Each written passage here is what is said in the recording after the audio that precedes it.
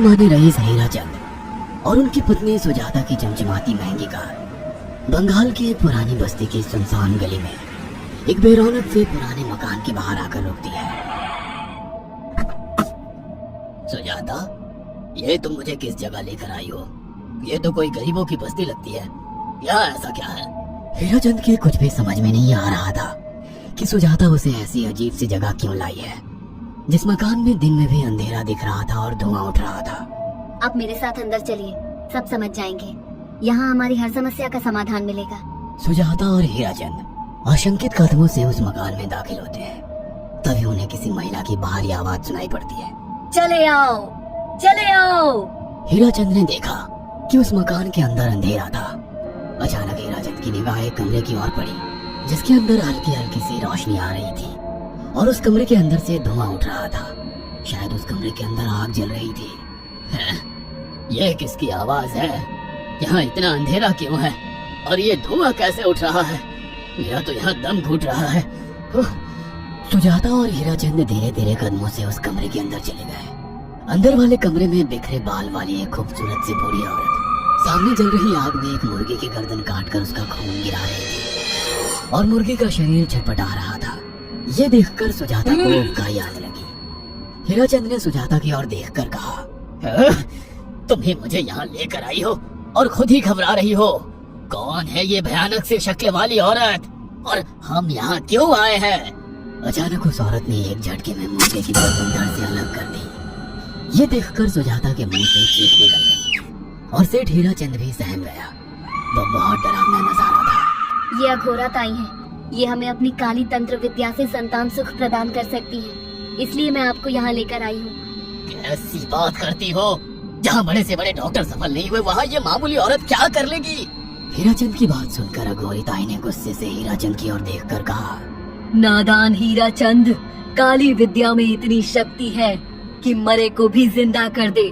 संतान पैदा कराना कौन सा मुश्किल है? तुम्हें मेरा नाम कैसे पता? क्या तुम सच में हमें संतान सुख दिला सकती हो? तुम जितनी दौलत मांगोगी मिल जाएगी, अगर ये संभव है तो। संतान का नाम सुनते ही हीराचंद की आंखों में चमक आ गई। वह संतान के लिए कुछ भी कर सकता था। तुम लोगों को मुझे एक नवजात शिशु लाकर देना होगा। मैं उस शिशु की बलि चढ़ा दूंगी और फिर वही शिशु तुम्हारे घर में फिर से जन्म लेगा। नवजात शिशु की बलि का नाम सुनते ही सुजाता और हरिचंद डर के मारे सिहर गए, पर उनकी आंखों में उनकी संतान का सपना ज्यादा बड़ा था। वो सब करने को तैयार थे। अघोरा ताई, आप जैसा कहेंगे हम वैसा करेंगे। बस हमें संतान सुख दिला दो। बिना वारिस के हमारी दौलत किस काम की? संतान सुख के लिए अंधे हो चुके सुजाता और हरिचंद अपनी नौकरानी शीला से एक नवजात बच्ची चोरी करवा के अघोरी ताई को दे देते हैं।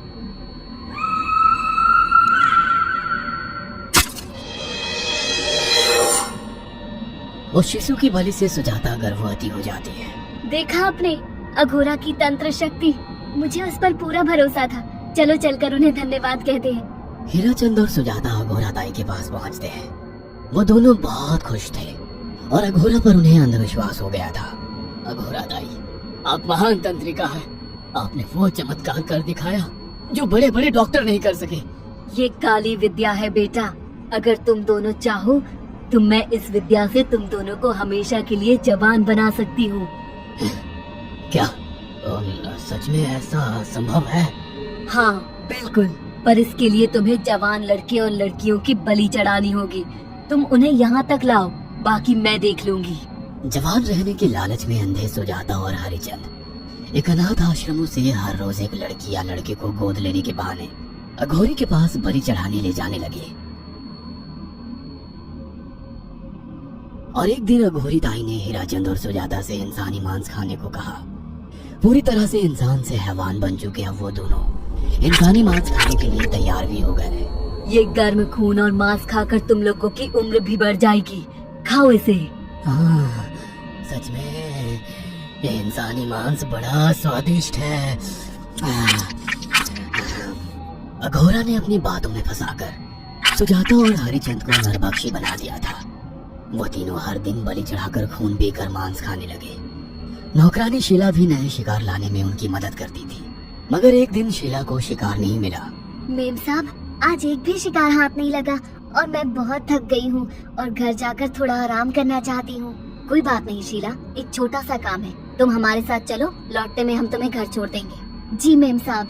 शीला नहीं जानती थी कि शिकार नहीं मिलने से सुजाता और हरिचंद अंदर से बौखला गए थे और उनके दिमाग में एक शैतानी चाल चल रही थी। सुजाता, ये बेहोशी की दवा है, शीला के कार में बैठते ही तुम उसे सुंघा देना।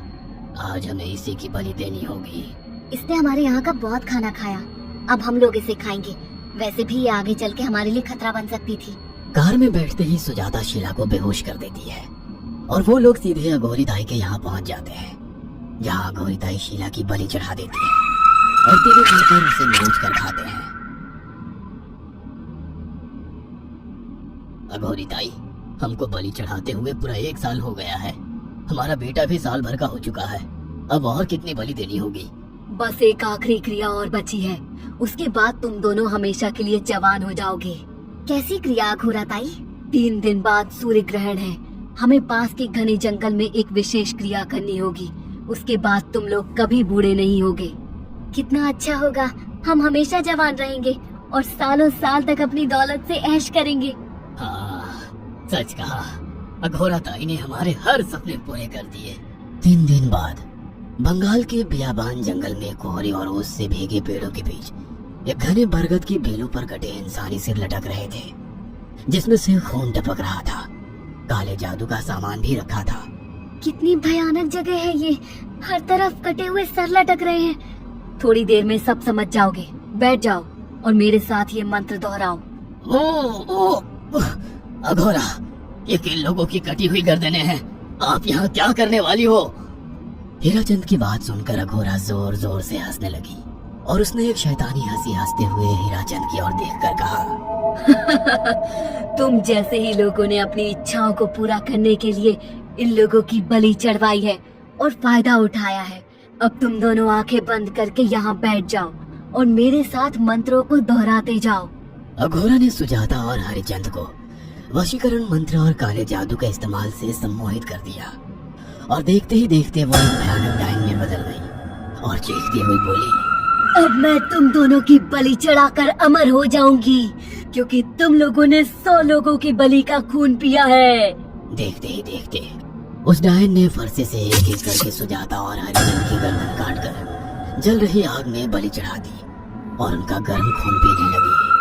जब तक तुम जैसे मूर्ख और लालची लोग अपने फायदे के लिए दूसरों को मेरे पास लाते रहेंगे, मैं उनका फायदा उठाकर ऐसे ही उनकी बलि चढ़ाती रहूंगी। दरअसल अघोरा एक डायन थी और अपना स्वार्थ पूरा करने के लिए उसने हीराचंद और सुजाता की लालच का फायदा उठाकर उनकी भी बलि चढ़ा दी। बुरे काम का बुरा ही नतीजा मिलता है। अगर आपको हमारी ये कहानी पसंद आई हो तो इसे लाइक और शेयर करना ना भूलें। साथ ही ऐसी और नई कहानियों के अपडेट्स पाने के लिए हमारे चैनल अक्षु टीवी को जरूर सब्सक्राइब करें।